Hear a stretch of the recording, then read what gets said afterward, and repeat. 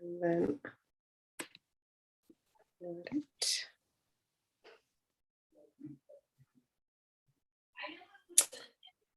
okay. Right, and I will just give me 1 second, please.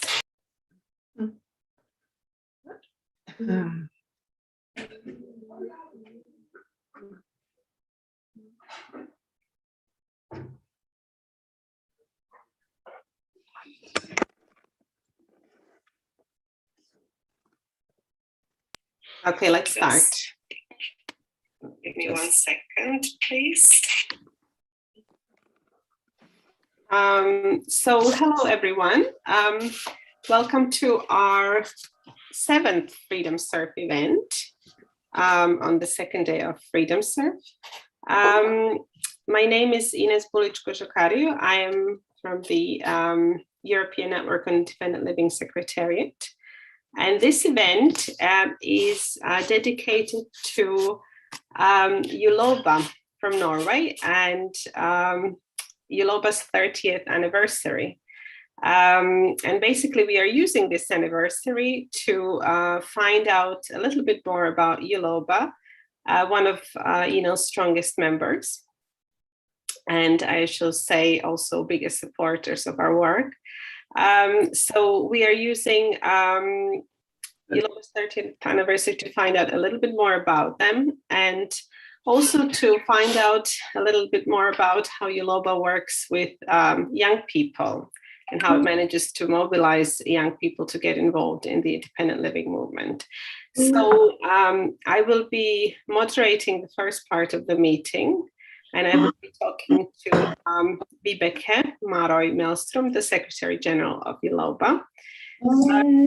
And the second part of the meeting, we will have a break after that. The second part of the meeting will be moderated by our former colleague, Frank, who I'm very happy to see today again. And Frank is still doing some volunteering for INO, thankfully. So Frank will be talking to Henriette Nielsen, who is the political advisor at Uloba. And he will be talking to Pia as well, who is a young person who was involved in one of the activities Uloba organized for young people. And both Henriette and Pia will introduce themselves when it's their turn. Just to say, we are live streaming this meeting on YouTube, so it will be there for anybody who would like to watch it later or share it with anyone who might want to see it. We have captions here, which you can turn on by clicking on the CC button at the bottom of your screen. I will also share a link now to stream text. You can put this link into your browser if you prefer to follow captions in a separate browser, so you can do that as well. We will not have any PowerPoint presentations, so we will just be talking.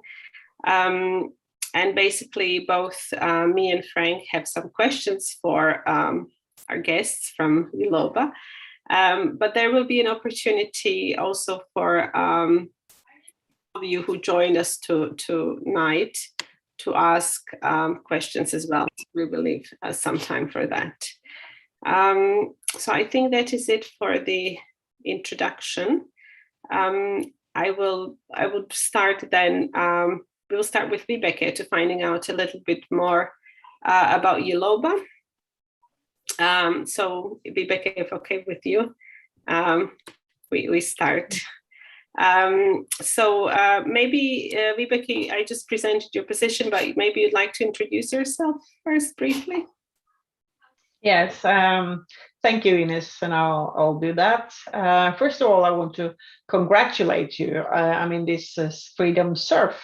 It's a really good idea, and we should all have been in Brussels at the time on Freedom Drive. But I think this is a quite good idea, and it's the only way to run through this event now. So thank you for that, and thank you for the initiative to welcome Uloba to one of your many activities these days. So, as you said, I'm the Secretary General of Uloba, Independent Living Norway. I'd like to see myself as an independent living activist. I've been an activist for now, 30 years. Just the same age shown that Uloba is. So I am also one of the founders of Uloba, and I have been, establishing Uloba and being a part of developing Uloba since then, together with Bente Skansgård, many of you know, Knut Floum, Leif Sylling, Tone Nordli. They are also one of those, the pioneers of Uloba, I would say.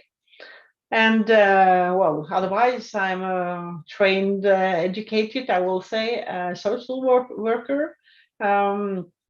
I'm, of course, a member of ANL, and I've been that for many, many years. Today, I'm a board member, and I also hold the position as a co-president for some years ago. I do myself have personal assistants, and I have had personal assistants since 1991. It's a long, it's a long journey. It has been. So, what else is there? My husband, of course, he's there. He's quite important part of my life, and I do have my dog, and prefer to cuddle with my dog. Yeah, I think that's enough, Ines. Yeah, thank you, Vibeke. Just to get to know you a bit better. Well, I would like to start with the beginning. As I said, and you also mentioned Uloba is celebrating its 30th anniversary. Mm-hmm. So it'd be interesting to know how Uloba got started and maybe what life looked like at that time for disabled people in Norway. So that would have been in the 1980s. Yeah. No, not yet. About that time. We started Uloba in 1991. Yeah. So, and actually, I had my car accident in 1988. So, and I finished on the rehabilitation hospital in 89. So, many things happen at the time, I would say, especially for in my situation. And at the time, disabled people, they were very much depending on family and friends to help them. Otherwise, it would have been institutions. But we also had this reform in Norway in, I think, 91, 92, and we were actually tearing down all the large institutions at the time. So when we started Uloba and the idea of personal assistant, that was really a good timing because it was quite needed for disabled people in Norway at the time. So my own experience as well, that I moved home from the rehabilitation shelter home to my family, and at the time there was this home care system, but only in the daytimes, not in the night times, and only, as it says, when you stayed at home. So there was no assistance, no systems to help if you wanted to go out from your house and needed assistance. You were depending on family and friends. And this was about the time that we started Uloba. I remember I met Bente at the rehabilitation center, and she told me about personal assistance, and she had all these ideas coming from the States, coming from the independent living movement. She had, of course, had a lot of contact with Adolf Ratzka, which I guess many of you know. So she had heard about the personal assistance system, and she wanted me to join in a small work group. So to look into this system, and it was the work group for personal assistance. And actually, Bente also went to our neighbor countries, Sweden and Finland, and made a report. And that report also led on to a project where Uloba was a part of that project. we were the model, and we wanted to start a cooperative owned and driven by disabled people themselves. So this is the sort of the way we started the thinking. It came from the movement. It came from Adolf Ratzka. It came through Bente. And when we had our first meeting, we were, I think, 17 people at the time. But we were 5 people who sort of, did a lot of work to build up the cooperative at the time. And these were the pioneers, I would say, and I was one of them, the youngest of them at the time. Yeah. Okay, thank you, Vibeke. So in those early days, what were the main priorities of Uloba? Was it, were you then focusing just on personal assistance or also other things? No, the main focus for us, that was to establish a personal assistant services in Norway, to try to make a model that would fit into our welfare system. And many other, I would say, independent living or equality tools. We were getting the equipment, much of it that we needed. We had a lot of pensions, disability pensions that we could use. Not a lot, but we had the system. But we did not have the most important thing. We did not have the assistance so that we can be a part of society. Go to an education school, get work, start a family. So this was the main goal for us, to establish a personal assistance system in Norway. And also someday, we were hoping that someday in the future we could make this as an individual right within a law frame. So this was our absolutely goal. And I would also say that we wanted to establish a system, but we also wanted to establish it based on the independent living philosophy, because that is quite an important philosophy, and it would do a lot of changes in the way people would see who disabled people are. So we have the social model as a platform, and the independent living philosophy with us. So, and we were all motivated, to get a personal system. So that was important for us. And just as a little addition to this question, how long did it take then to get the personal assistance system in place, or did it happen gradually, first for some people or to some extent, and then for everybody else? I would say we are still working on it, so to speak. It happened gradually. It took us 3 years to get the first contract with a municipality who granted personal assistance for one of their inhabitants. So it took 3 years, and it took us from 1991 until the year 2000 before we had it within the law frame in Norway, but not as an individual right. That came first in 2015. So we have been working all these years to get this as an individual right. Yes. So it took a long time. 1 step forward and 2 steps back we felt at the time. Yeah. But it started with the municipality then, which is Oslo, right? Yeah, when we started Uloba, we started in Oslo, and we had some thoughts, and we saw that this can start many places in Norway, in many other municipalities. But that didn't happen. So Uloba grew instead. So today we are covering whole of Norway. So and I think that is because it took a lot of resources. I mean, it took a lot of time, it took a lot of resources, it took a lot of motivations to keep up working. And we didn't quite see that so many other places. So we expanded instead of many more cooperatives were built. Thank you, Vibeke. And I just wanted you to clarify a little bit this term user cooperative, right? I mean, what does it mean? We have centers for independent living. We have user cooperatives. Could you say a little bit more about this this format? I mean, this type of organization, and maybe why you decided to go for that. Well, this type of organization is, it actually has a long tradition in Norway regarding farmers and any other tasks and parts.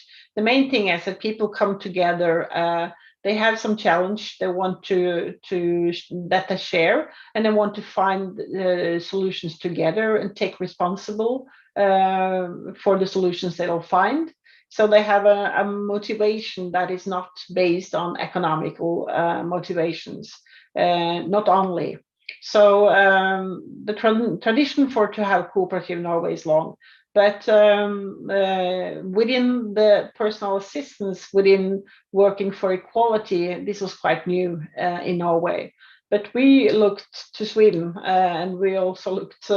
We saw that they had already established cooperative, and it worked fine. They had, Stockholm Independent Living, and they also had Deal, Göteborg Independent Living at the time. So we had a lot of contact with, Adolf Ratzka, who was a pioneer and started Steel in Stockholm. So we had a lot of experience and dialogue with Sweden. So we thought that this might be the best way to organize and to be responsible in building, and we have full control in how we could build our organization as well, and that was important. So no one else should interfere or interrupt. We could develop the organization as we liked. Okay, thank you, because so in a user cooperative, these are all the personal assistance users, right? Yeah, that's right. And all the members of the cooperative, they are disabled people themselves, and most of these people, they have a need of personal assistance. That was the main task, to come together to build the personal assistance system. Okay, thank you. And you mentioned that Uloba expanded quite a lot over the years. Maybe you could say what, in your opinion, were some of the key success factors? And you mentioned you were all very determined, but was there anything also external, any external factors or anything else that helped you grow like this and reach other places in Norway and many more? Maybe you could say a little bit about the size of Uloba, right? Just so people get an idea of how many members you have. Yes, today we are about 2,000 members, and we have become a large employee. So we have more than 6,000 personal assistants employed. We also have an administration holding 120 people. So we are quite a large organization today, and there is of course going a lot of money into the organization, and it's a huge responsibility. But when we started, we were quite a few, and we never dreamt that we should even be this big. We were hoping for many more cooperatives, as I said, and not that Uloba should grow in this both speed and this size. And that has, it has been good, and I think it's good to grow. But the main thing is to be a strong organization, and to be a strong organization, I think you need to have a really strong ID. You have to have strong motivation, and you have to have this strong ideology, to build on. And the independent living philosophy is a strong philosophy, and that has been one of the sort of things that we have, that has been quite key in developing Uloba. And I think one of the success also is that we have, we have developed our own sort of business, economical business attached to the personal assistance system.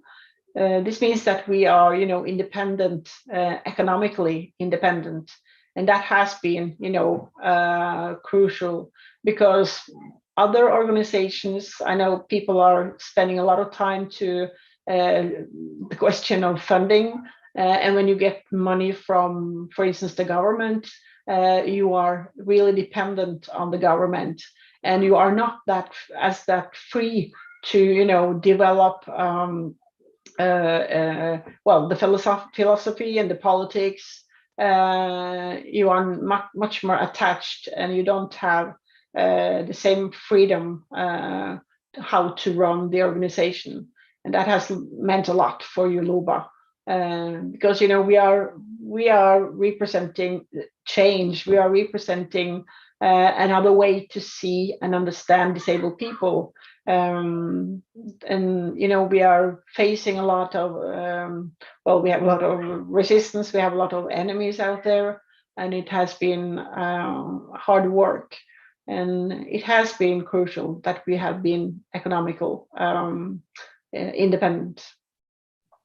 And could you say a little bit, Vibeke, what sort of business do you have? It's actually the personal assistance scheme, because in Norway a person get personal assistance from its municipality. It is the municipality and the government who pays for the personal assistance system. So when a municipality, they want to use other actors as well, not only the municipality as guiding and giving training to be how to be a leader for personal assistance, to be holding the personal assistance, to be an employer. They will ask other companies, other organizations they will invite them to offer sort of day's way to do it. And when we make contracts with the municipalities, and a person will use Uloba as the personal assistance, the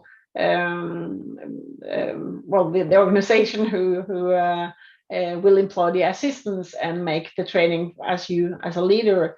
We have a contract with the municipality, and the municipality pays to us, and we will pay the assistants, do everything as the employer should do. Okay, so the municipality outsources the work. Okay, and that was I was going to ask you as the next question. Can any disabled person who has a right to personal assistant join Uloba, or does it then depend on their municipality and whether the municipality has a contract with Uloba? Well, any disabled people can join Uloba as a member today, but you are not allowed to choose to use Uloba if your municipality has not said yes to do that. Because the municipality, according to the law today, they can be the employer for the assistance and help you with your, work leader training, or they can decide to outsource, as you said. And some municipality they outsource, some municipality they do not. And if they do not, you cannot choose Uloba. And if the municipality outsources, they decide if they want to have 3 companies, organizations, or 6 or 12 or whatever. So the municipality will decide which organization or company they will choose, and then you can choose one of the companies, organizations that your municipality has already chosen. So it's actually the municipality who decides a lot. For instance, I myself don't have, I don't use Uloba Uloba as an organization for my personal assistance, and that is because my municipality does not allow that. Okay, that's quite funny. Yeah, quite. Do you have? That's the way. So yeah. Is it a long-term contract do you have with the municipalities, or does this change as well over time? It depends. The most common today is that there is a contract going about 4 years, I think. But this depends as well on the municipality. So as you understand, we have a lot to do with the law frame, the personal assistant, and the law frame, how this is organized in Norway in a whole. Okay, yeah, thanks. I mean, that kind of, I had a question for you, but I think you answered it. It was about how you managed to stay independent as a service provider, as a provider of personal assistance, how you managed to stay independent of the government and not, be co-opted, well, by the government, as many organizations do. But I think you answered it with by explaining the importance of being economically independent of the government. I don't know if there's anything you want to add. No, I think the main thing is to have this very strong philosophy, that we are based on this, because we want, go away from that. But it's the most important thing is that we are, economically independent. But of course, we are depending that we get contracts with the municipalities. And in that case, the municipality has a lot of power. So of course we are dependent on the municipalities, in that case the government, but not as an organization isolated, to say. Okay, thank you, Vibeke. And Matilda is asking, it's an interesting question, whether people choose a move to a municipality that works with Uloba. Is that possible? Could you, or do people do that? Would you, move to another municipality so you can use Uloba services, or is it very hard to move once a municipality, assigns you a certain package or the right personal assistance? Well, we know some people, they actually need to move to another municipality to get a better services, and some we know has moved to municipalities that allow to use Uloba in that municipality. But at the same time, it's quite a lot of work for a person to move, just because of that, because have to find yourself a new flat or somewhere to live. Maybe you don't have your family or friend or work there, whatever. So it's quite demanding. And actually, when you move to a new municipality, you need to apply again for personal assistance. So in the worst case, your new municipality could say, no, we don't think that you need personal assistance. Or they can say you don't get the same amount of hours that you had in your former municipality. So it's quite daring to move, but some people are forced to move, and I think that should not be like this, in a way. Is there a big difference between the municipalities? Yes, it's a huge difference, and that is one of the main problem that we have. That it sort of depends.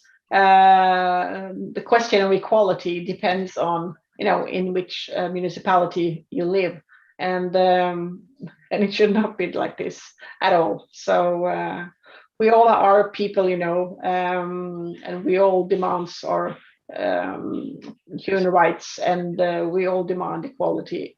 So yeah. Yeah, absolutely. And I mean, again, that leads me to my next question. What are some of the key issues that Uloba is working on today? What are your sort of main campaign goals or advocacy goals? Well, I would say maybe we have, there are 3 areas that we are working towards today, and first of all, we are working to, secure the personal assistant system to try to keep it as it should be, developed by disabled people themselves, built on the idea of the independent living philosophy. And, personal assistance should be a tool for equality. The way it is, in the legislation today, it has been put into the healthcare legislation, and we want it out from the healthcare legislation. This is a question about equality, not a question about medical condition or that we are sick people or whatever. And the government has, put down now this work group to look into this, and I myself is a part of that, but it's quite demanding, and it's hard to, sort of pull through with the way of thinking of disabled people that we are.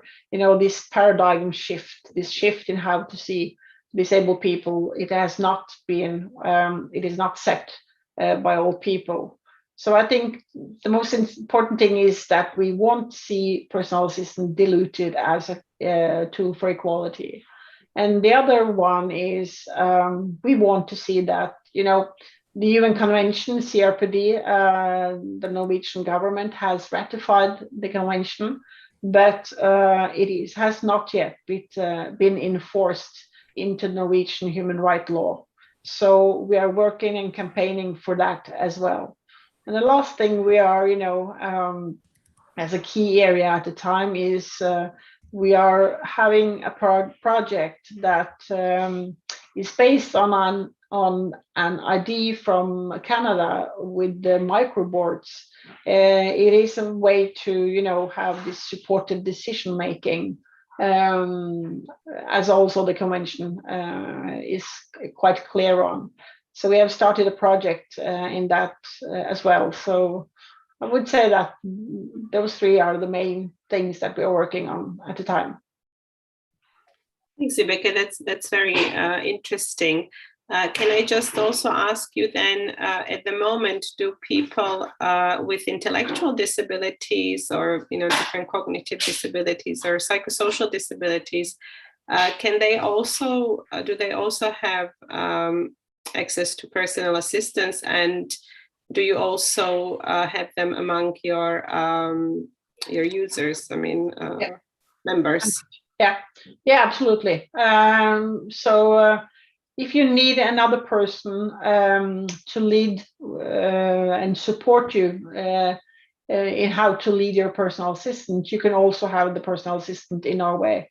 And this is also one of the things we are working, not to divide the groups. We are all disabled people. We have the same right, no matter why you are disabled, what kind of disability. So it's important for us to see that each person is a human person, and each person should have the right for personal assistance and as a tool for equality. And that's the situation today. And I think we have 200-300 of Uloba's members who needs support in leading their personal assistance, but they have the same system, and they have the same right, of course, to have this. And many of those people I know will need a supported decision making. Will have this that we are, working in our project, making this supporting decision advisory group who can support a person in taking decisions. So this will be important as well. Thank you, Rebecca. Yeah, I think it'd be great to share once you have done that. It'd be great to share also at European level as well, because there is really, like you said, we also heard of the microboards in Canada, and there's very little good practice in Europe around that. But my next question is about, you mentioned a little bit about the paradigm shift or the lack of the paradigm shift. Where do you think the biggest resistance comes from in Norway to the paradigm shifter, to progress, to more human rights, more equality?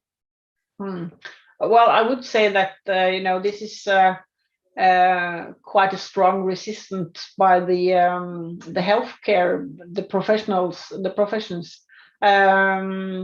This medical way of how to look on disabled people, it's quite strong in Norway. It's strong in the municipalities, and we need to have people think in another way. We need to get through with the paradigm shifts, and the government does not even have the paradigm shift in within the legislations, different kinds of legislations.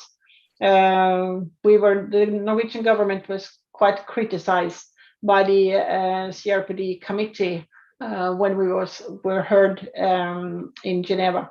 So we have a long way still to go in our good sort of welfare system. We need to see disabled people as human beings with rights and duties as everyone else. Yeah, thank you, Vibeke. I mean, it's quite disheartening to see. I mean, even in really rich countries, having so many barriers in place. And we have a comment. I'm just looking at the comments as we speak. Somebody's commenting that it is harder for people with psychosocial disability to get personal assistance from the municipality. So thank you for that. And it is often harder. We do have some people who has, as I said, personal assistant, but it's you need to. I think it's a lack of trust as well, because people in the municipality sort of don't trust you to be responsible. They don't trust you in your description on how what kind of assistance you need and everything.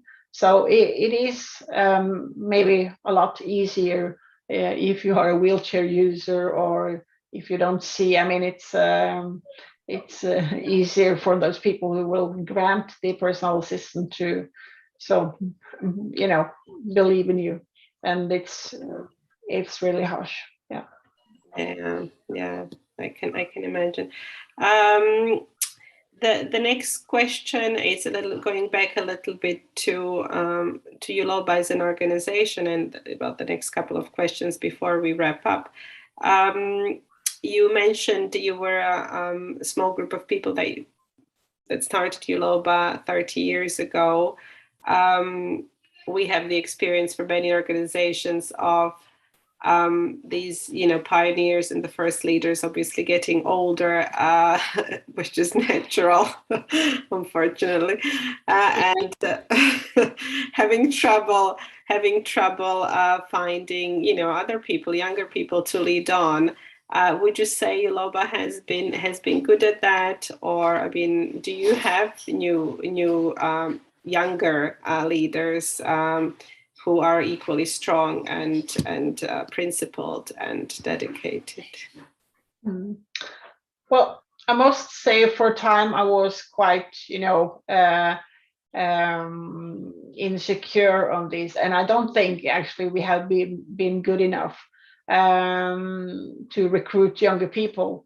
But what I see today is that younger people are really taking responsibility, and they are standing up for themselves, and they are standing up for the system, and they are standing up for the same cause that we were working for. So I'm really happy to see that there are many younger people, and I do see some of the leaders for the futures, absolutely, and that's quite good to see.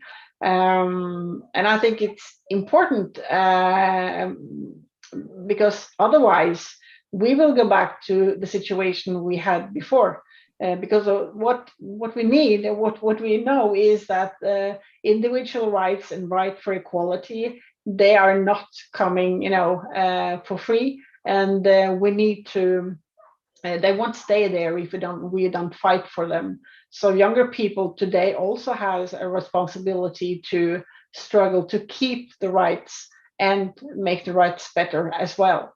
So, but I'm happy to see that there are a huge bunch of great younger people who are really on the barricades. I would say that's good. That's really good.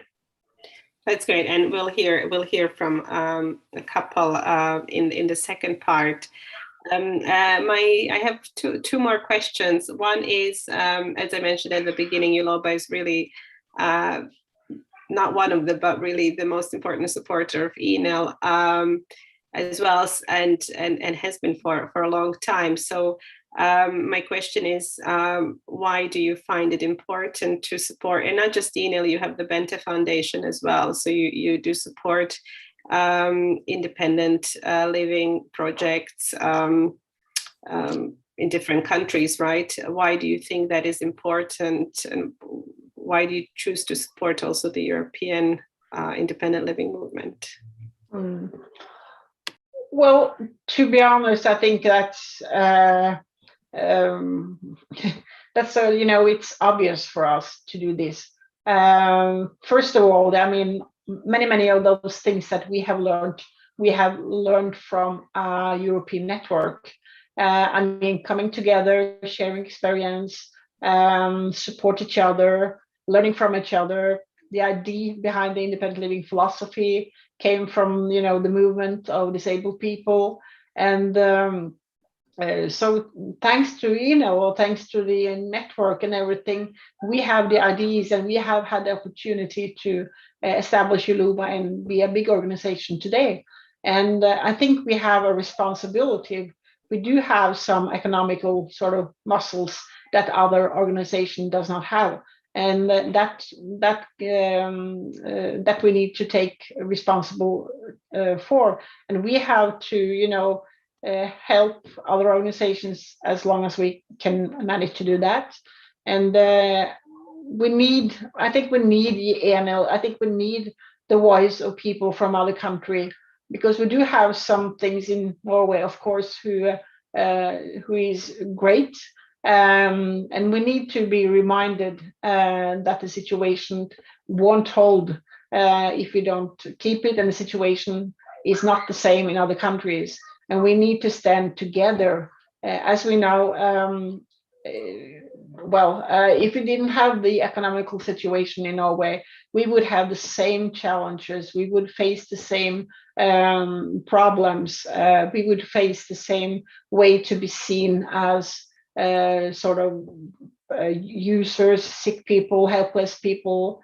So we have the same opportunities, and that is across borders, and we need to stand together. So that is, for us, it's obvious that we should be a part of a larger network, and if we are, as long as we are able to, help out, we will do that. Yeah, absolutely. Thanks, Rebecca, also for that message of solidarity, and raising the importance of solidarity. And the final question, really squeezed out a lot from you. Thank you for sharing all of this.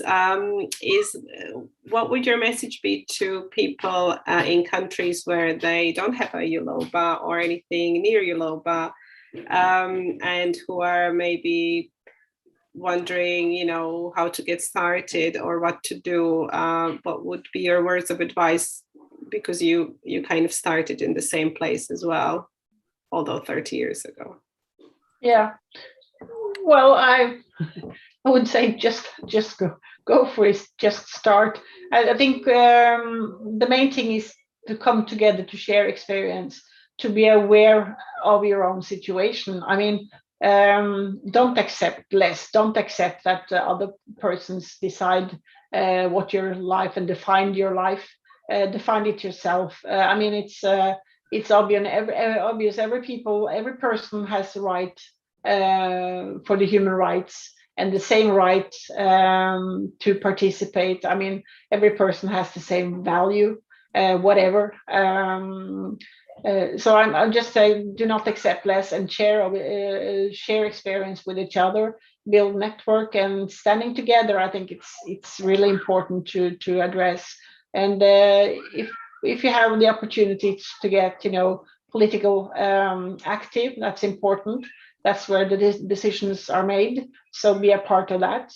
Other than that, I mean, it's be honest to yourself. I would say to young people today, what kind of life do you want? Be honest and share your dreams. Be open with your dreams, and your dreams can come true. And I mean, that's for sure.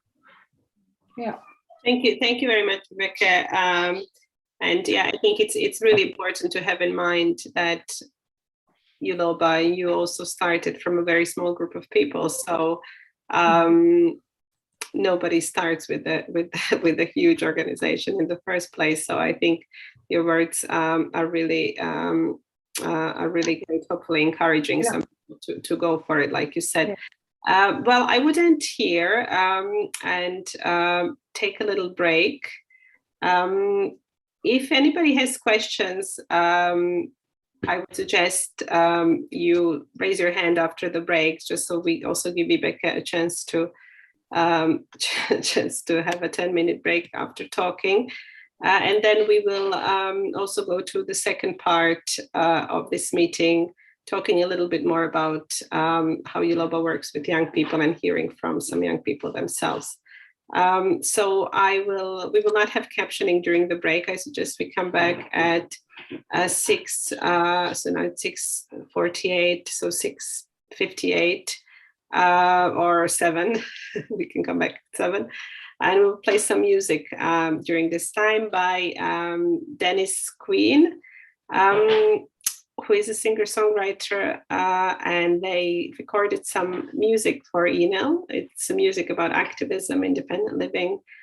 So I hope you enjoy it. And we'll come back to, I see Kapka's hand raised, we'll come back to you, Kapka, after the break. Thank you, I'll wait.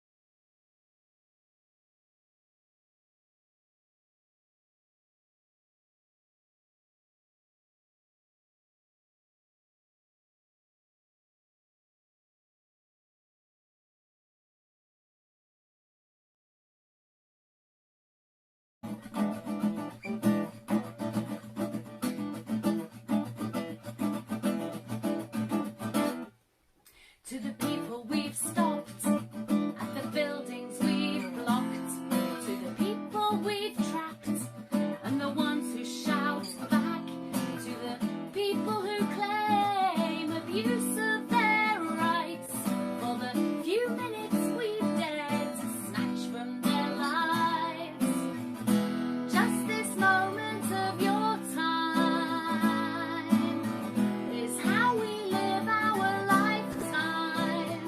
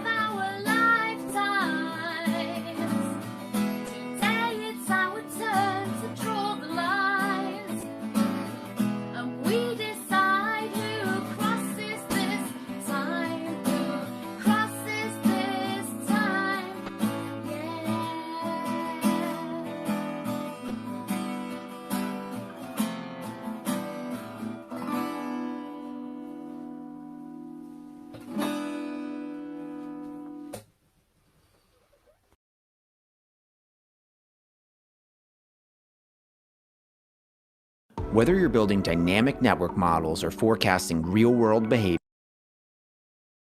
Algorithms book will walk you through hands-on examples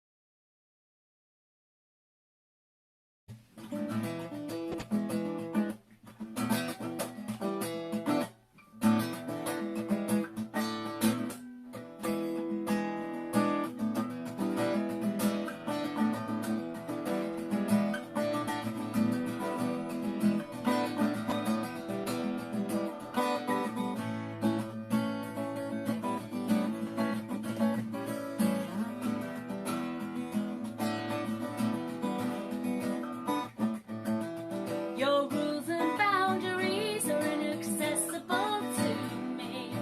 I will try my best, but it's hard to do what I don't get.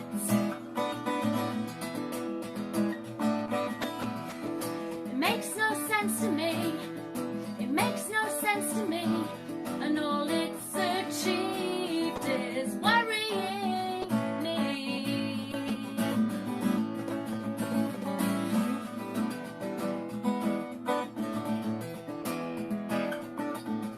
Really would be easier if you included me.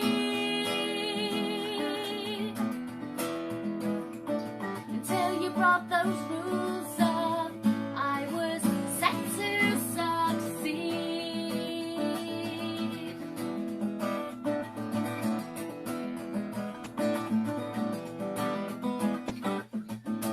I put on my pretty dress, tried to behave my best. No one was convinced, surrounded by friends, but feeling like an alien.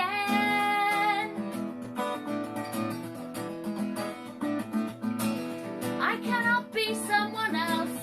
I cannot be someone else until I felt unwelcome. I would have been fine, but I was like a stuck record all night.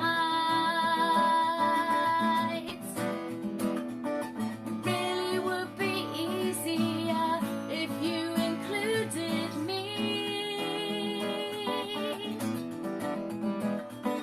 Till you brought them rules up, I was set to succeed. Oh,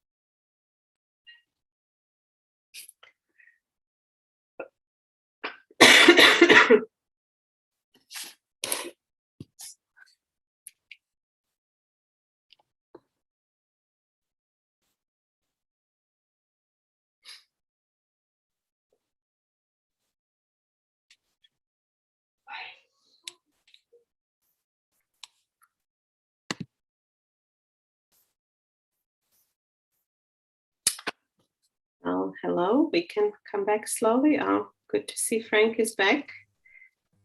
No sound, yeah, we cannot hear you, Frank. Maybe come back, and while you're coming back, let's just wait also for our captioner Norma to have 1 more minute.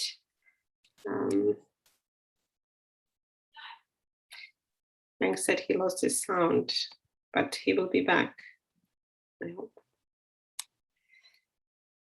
I hope everybody was able to hear the songs. The songs are also on our YouTube channel. I'll post it in the chat box in case anybody would like to hear later. And well, we can start now.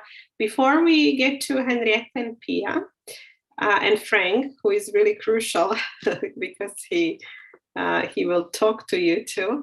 Kapka raised her hand, so I would like to let Kapka ask her question. And I'm assuming it was for Rebecca. Yes. Hello, everyone. It's great to see you all here. Of course, Rebecca. Oh, let me do that. Do you see me better now? Because it's been a little dark. Anyway, the Center for Independent Living in Sofia is one of the many organizations who benefited from the experience of Uloba, as well as the resources. I'm not going to go into details how we started and promoting personal assistance and advocating for it. And we learned a lot from Uloba, as well as from Still. But my question is, how do you manage, Rebecca, to handle the traditional disability organizations, the so-called DPOs, where personal assistance and independent living are not the values which they cherish the way we do. And by the way, I should have started by congratulating the anniversary, guys. I wish you another 30 years ahead. But yeah, so my question is, how do you have in Norway, probably question number one, do you have in Norway these traditional DPOs, which are very much, well, the definition of traditional says everything. And if yes, how do you handle? Do you have a problem with them? Yes, thank you, Kapka, and thank you for your congratulations. Really appreciate that. I meant to say that we try to avoid them, but that was a joke. We are not doing that, of course. But the problem in Norway is the same that you explain, and I think we have more than 125 organizations in Norway, and many of those based on diagnosis, thinking the traditional way of seeing disabled people as sort of sick people, and has not taken this paradigm shift into their organization. But I think the most important thing that we have been doing is, we have stayed true. We have really, really hold hard on the independent living philosophy. We have been quite clear on that philosophy. We have not compromised in any ways on the ideology, the philosophy in the independent living movement, and that has been the strongest weapon, sort of, that we have used. So we have avoided too many areas, where people are very traditional based with diagnose focus. So, and I think that's really important, is to stick to this, the way we're thinking, this paradigm shift, see people as a human being with, based on the social model, and keep to it. And what we have seen is the more we talk about it, the more we campaign based on this philosophy, more and more organizations takes the same, into the same way of thinking. And now we have the UN Convention, who says the same as we has been doing for many, many years. So it's about sticking to the philosophy and the things that you believe in, and don't allow the traditional way of thinking taking over. But it's been hard. It's been hard, and it is hard, and it's been hard even within Uloba, our organization. We meet people everywhere, within and external. Thank you, Vibeke. I hope that. Thank you. Yeah. Thank you very much. Thank you. So we are not alone. We are not alone in the struggle. I'm sure you're not.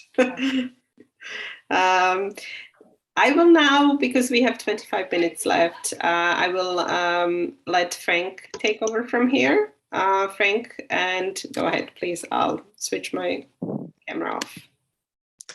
Okay, thanks, Ines. So, well, good evening, everybody. We have heard now from the rich history of Uloba, and also the fact that there are strong young people there to take over the fight. So now we will talk a bit about the young people in Uloba, and basically we have two young people here with us, Harriette and Pia.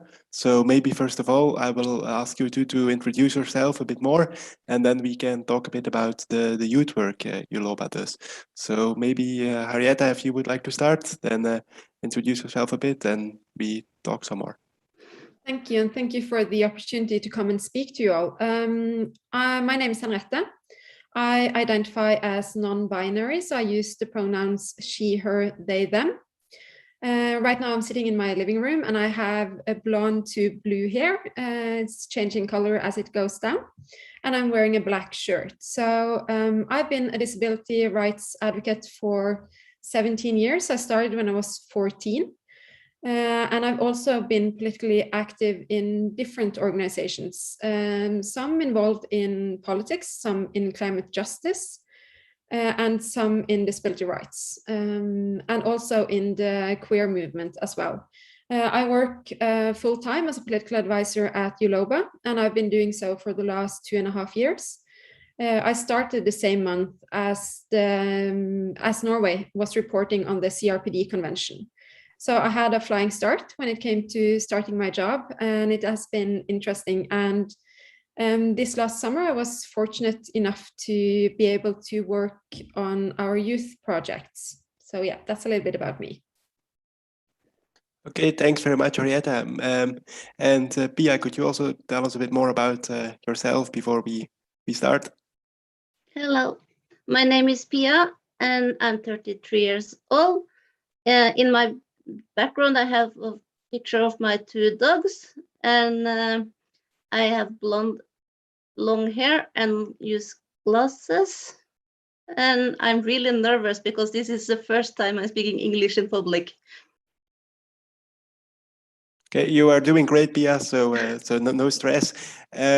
But now we know each other a bit. Let's start maybe with some talking about the youth work of Uloba, and then maybe the first question I have, Henriette, is a question for you. Is like, we have heard about the strong movement of Uloba, and also the fact that there are some strong youth leaders, but still. Why is there still a need for a focus on youth in the work of Uloba? Well, to start off, every year Uloba does a member, we send out a questionnaire for our members, where we try to see what's the issues that our members are facing. And this year and the past 2 years, we've seen that a lot of young people and women face more discrimination than men do. So we started off by trying to make projects that target those groups. And in addition to that, research that has been done in Norway show that only, or a lot of young people and kids don't attend ordinary school. They go to special classes, special schools, segregated teaching, and so on, and that impacts their lives later on. So we see a lot of segregation, medicalization, and different issues. So quite few people actually manage to finish high school. The dropout rate for youth with a physical disability is 64%, so only 36% finish high school if you have a physical disability. We don't even have numbers when it comes to other disabilities. So in regards to psychosocial disabilities or cognitive disabilities, the intersection of those disabilities, we don't have numbers. We know that 7 out of 10 young people are in segregated school solutions. So that might be special ed classes. They might not attend any ordinary classes at all, or even go to segregated schools and even boarding schools, according to their diagnoses. So we saw a need to give more knowledge to young people because they aren't getting it in school. And we also wanted to work more cross disability. So even if we don't want to only target those with a physical disability. And a lot of young people face social exclusion in Norway. We don't have access to adequate housing. We often end up having to live with our parents until we are quite old. I have friends who are 25, 26 and still live at home because there isn't enough accessible housing. And the housing that they are offered is in institutions. They might call it like joint housing. So you might have like 5 or 6 people living together, but that's still an institution. You aren't necessarily having access to personal assistance in those cases. So we saw a need for people to get more knowledge, and that's why we started our youth work.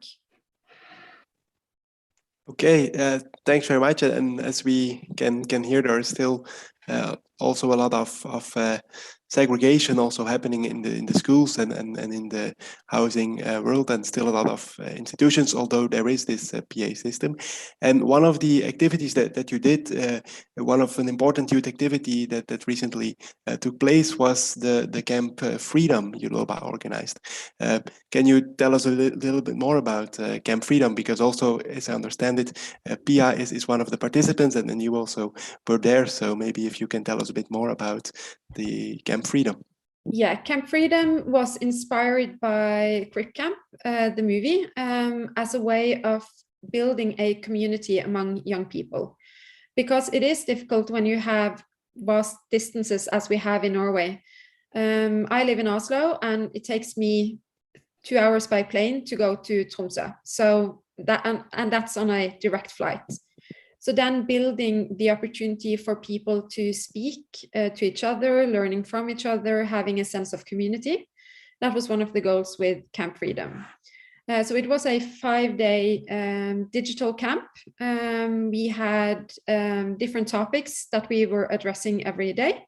Everything from the social model and disability, the medical model, the gap model, independent living ideology, the UN Convention on the Rights of Persons with Disabilities, different types of activism. It would be through direct action, civil disobedience, art, being politically active in political parties. And then we had training on how to use social media, the traditional media platforms, newspapers, writing articles, opinion pieces, and so on. Using poetry as a form of activism. And then we also had things like intersectionality, inspirational porn, mental health, sexual health, queer movements, and so on. Okay, so a lot of different topics that really also brought youth from all over Norway together, and great. Also, I like also the movie Crip Camp, so it's good to see that there was some inspiration there as well. But maybe a question, Pia, for you is that you were a participant to the Camp Freedom. So what motivated you to participate, and you know, can you describe a bit the general atmosphere at the camp? I signed up for Camp Freedom for the social aspect and to learn more about rights, activism, and intersectionality, both for myself and to be able to help others. When I saw that Uloba was having a camp, I thought it sounded very exciting and thought it would be a nice change in everyday life and that I could learn new things I could use in my position and in another disability association. For me, it means a lot that it was during the summer holiday because then I also got to do something different during the holiday and get to know new people. I was also so lucky that I knew one of the participants well from before, so I invited her to my house so we could participate together. It was a very educational program. In just 1 week, I learned so many things I use in my daily life. Every day we had different topics like personal assistance, how to be an activist, use of art in activism, something I didn't know I already did, intersectionality, and writing articles for newspapers, to mention some. We also had a workshop where I got to try slam poetry. It was incredible fun and I got a lot of help. For me, the topics around personal assistance and the fact that more institutions are being built in Norway and around Europe were specifically difficult. I lost my personal assistant for them to be placed in a care center. There were some difficult weeks where at the age of 25, I only hung with people aged 70 plus. I got a sippy cup, diaper, and a bib without even being asked if I needed this. I did not have access to the internet or my own TV, so I had no idea what was going on in the community. Luckily, I now have personal assistance again, and I will continue to work with spreading awareness to make people understand that this is not a health service, but an equality tool. Thanks to personal assistance, I can now live at home, go fishing, have 3 dogs, and to participate in my own life. Henriette, can you take the rest? Thanks for your strong testimony, Pia, and Henriette, maybe as if you have something to. I lost connection for some time, so I'll try to pick up where Pia left off. In the evenings during Camp Freedom, we had so I'm reading what Pia wanted to say. In the evenings during Camp Freedom, we had social events. Among other things, we had a movie night with popcorn. Then we, of course, saw the Netflix documentary Crick Camp. And afterwards, we discussed a little bit about it. Another day, we had a quiz. The last evening we had together, there was a stand-up evening and pizza. The stand-up comedians were also disabled. It is so fun to see that even though we were incredibly tired after a long and educational day, everyone participated in the evening activities. And the discussions from earlier that day continued. I spent the rest of my summer vacations to reflect a lot on the topics we had gone through during the camp. All participants decided we should create a common Facebook group with a joint chat where we still are very active and support each other. An article where several of us signed was also sent and published in a Norwegian newspaper in the time after the camp. It's fun to see how engaged we became by the camp and how well received the article was. We feel that we are finally participating in the public debate and that what we do is valuable. I have daily contact with the participants either on our joint chat or privately. We managed to create good friendships even though the camp was digital. I have also become more confident in expressing my opinions in the comment sections on Facebook or in newspapers. It is good to feel that you have the support of people around you. The most important thing I learned during Corona and from Camp Freedom is how positive the digital world can be. Even though the whole camp this year was digital, everyone dared to participate and ask questions under the sessions. I also think that for some, the threshold for participating was lower. When everyone is online, it makes it easier to facilitate for everyone, like sign language interpretation, visual interpretation, or just taking a break if you need to. Especially for those who for various reasons struggle with what is quickly becoming too many impressions. Then you can just turn off the sound or just log off completely and get on again when you're ready for more. Norway is a very elongated country with long distances, so not having to travel for several hours to participate was also very positive. For my part, it is difficult to attend events early in the morning. So during Camp Freedom, I was in bed for the first 2 hours every day and could still actively participate. So even when Corona calms down, I hope we can continue to provide the opportunity to participate digitally. I encourage everyone to think about this and what if we could have a digital Camp Freedom across Europe? So that was what Pia wanted us to know. Okay, thanks for the strong testimony, and I really think also this is well, thanks for sharing your experience and also the setup of Camp Freedom. And I think here we see that we have identified some obstacles that young people in Norway still face, but also the value of coming together and sharing those experiences to then have a stronger voice to speak and inspire each other. So that I think is very apparent here what we see, and also comes from your testimony, Pia and Henrietta, that this is a very strong message that it was to bring people together, be it online this time, and also share those experiences. So you have already answered among the both of you a lot of the questions, but this brings me to maybe one final one. As I said, we described some obstacles. We have described some strong, independent living incentives in Norway. But what would you say are is the biggest progress in 30 years of independent living movement, and what is also the biggest challenge that young people still face and will need to overcome or will need to address in the coming years?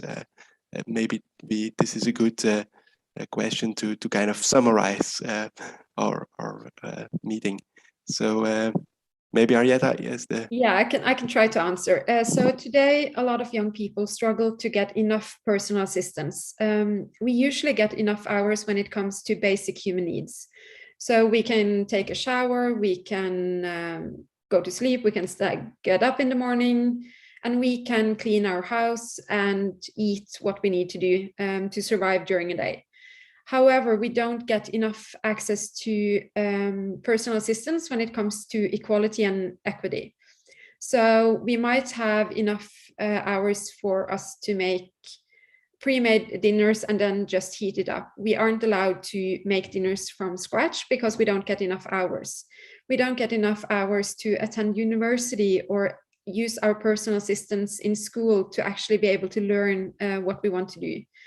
Recently, we've also seen that a lot of young people are excluded from getting enough personal assistance to attend social events, to be active in sports, be active in youth organizations, like, for instance, climate actions, or maybe you wanted to go to ballet, you aren't allowed because you don't have enough assistance.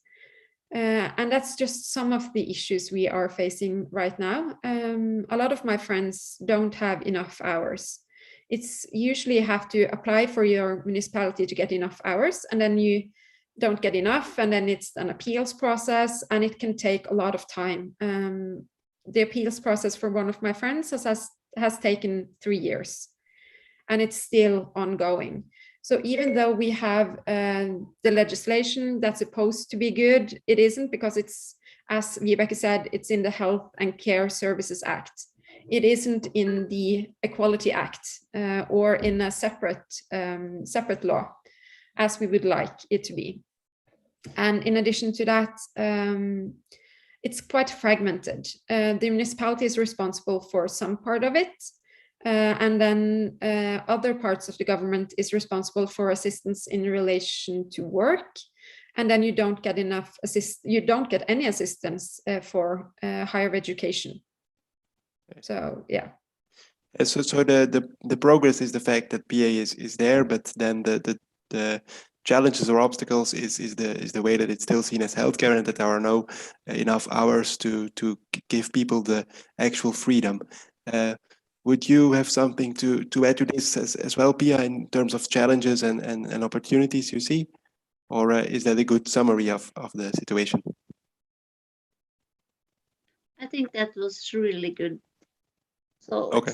yeah. Okay. So then with these questions, I think well we kind of had a good or a swift nutshell overview of youth action in Norway. But maybe we can also ask if there are in the audience still some people with questions, because we are nearly out of time, unfortunately. So if anybody has any questions, you can use the chat or raise your hand. I see that Matilda left in the chat a comment that she says it's the same in France, the fight to get enough hours for independent living.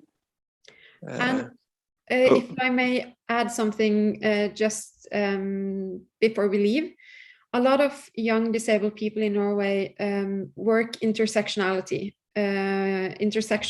because most of us recognize that we aren't one-dimensional. We have many different identities, and we need to be able to participate in social justice movements, not just disability rights movements, but the broader spectrum of it. So I'm active in the queer movement as well. And I know a lot of the participants at our camp is active in that movement and in different movements. So it isn't just one-dimensional. And I think that's important to remember, that we don't live one-dimensional lives at all. Yes, no, that's indeed a good point. Also to integrate this in the advocacy that we do to kind of make those links between groups as well. That's indeed a good point. And I think that Ines has a question because she raised her hand. Just thanks for that, both Henriette and Pia. I just wanted to ask if you're going to organize the creep camp every summer, or was it a one-off activity? And maybe related to that, do you have any plans to open it up to people from other countries, young people from other countries? I'm not quite sure if we're going to do this next year, but I hope so. But the difficulty is going to be that most of everything is in Norwegian, so it would be a language barrier. But if people can understand Norwegian, then they might be able to apply. I don't know who's going to be reading the applications next year. Okay, well, thank you. Well, maybe we can. I don't know if I'm sure you've inspired other people as well. Maybe they can organize their own camps. Pia, did you want to say something? Sorry. Yeah, I hope that the other countries will arrange camps, and I really hope we can have one camp Europe. It's a good idea, Pia. In 2 years we do the Freedom Drive in. That's the. Frank to organize it. Well, thank you both. Shall we end here? Or Frank, do you want to go through the other comments? There are some comments, and I think Nadia still has a question as well. But there is so maybe if we still have time, also for the captioning, but we can quickly go through the comments, and then Nadia, you can ask a question to wrap up. Maybe that's a good way. So some of the comments are about the hours of personal assistance, or basically the minutes of personal assistance that people get. Peter makes the comment that in Ireland, the average personal assistance time is 42 minutes per week. Then I think Vibike's answer to this is 49 for Uloba, so I guess it's average 49 minutes. Hours. Okay, that's already a huge improvement. Then there are some comments on universal design.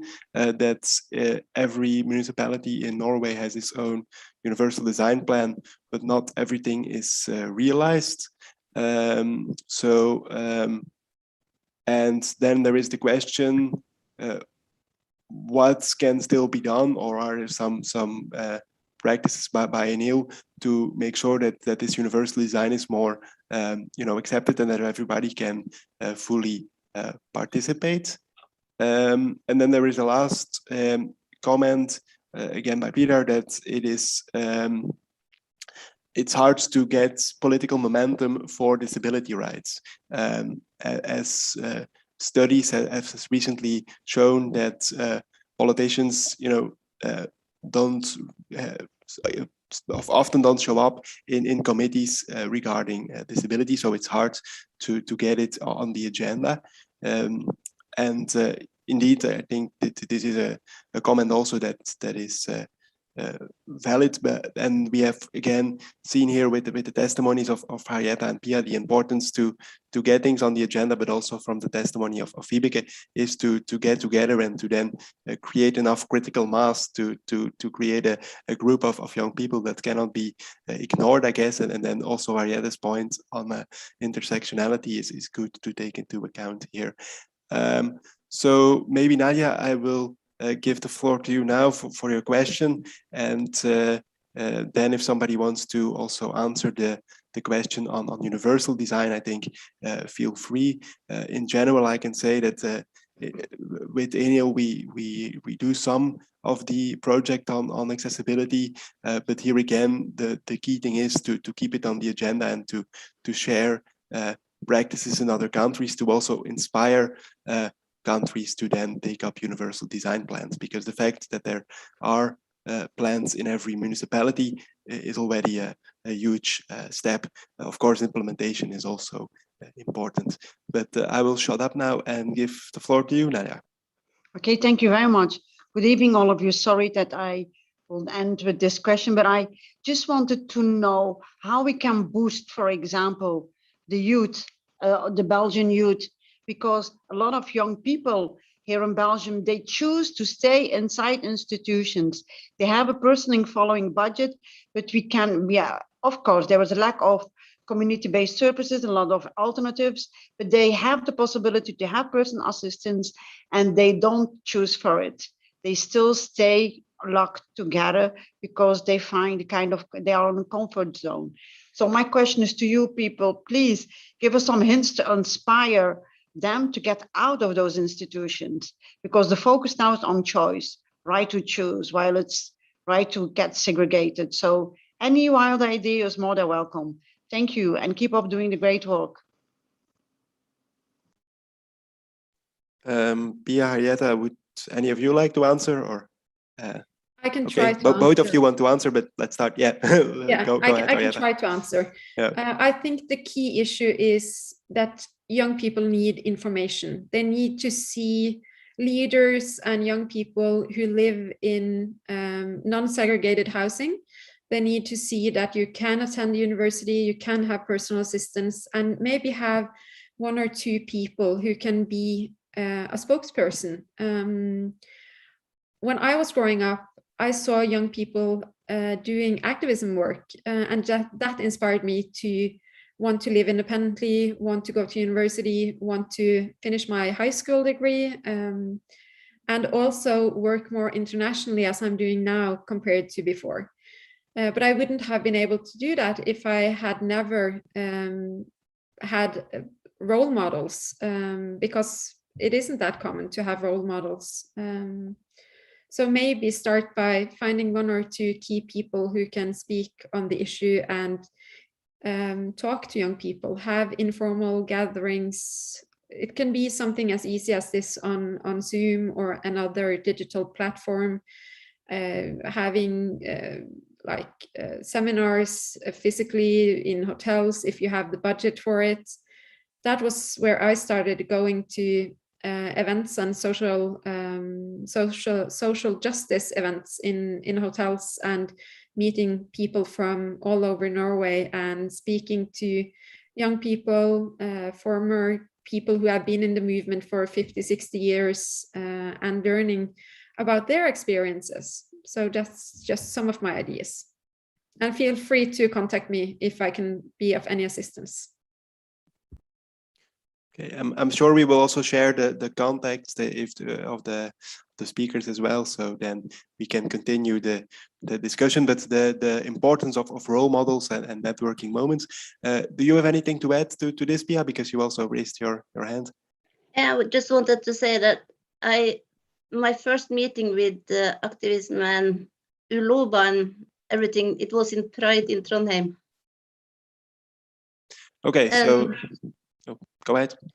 Yeah, so I think then I saw that it was people my age who was talking openly about everything about disabilities, like assistance and their rights. So this meeting was really like an eye opener that motivated you to connect to the movement and be a disability rights activist. Let's say. Yeah. Okay. No, so that again we see the importance of of these events as described, and to really get to young people and engage directly, I think is the main message here. So are there any other questions, or Nadia, does this answer your question? Okay. That's good. I don't see any other raised hands for the moment, also nothing more in the chat. So I would say back over to you, Ines, and thank you, Pia and Arietta, for this very entertaining debate. Thank you. Yeah, thank you as well. And thank you, Frank and Henriette and Pia, and thank you, Vibeke. And thank you, everyone who joined us today. And here's the cat as well.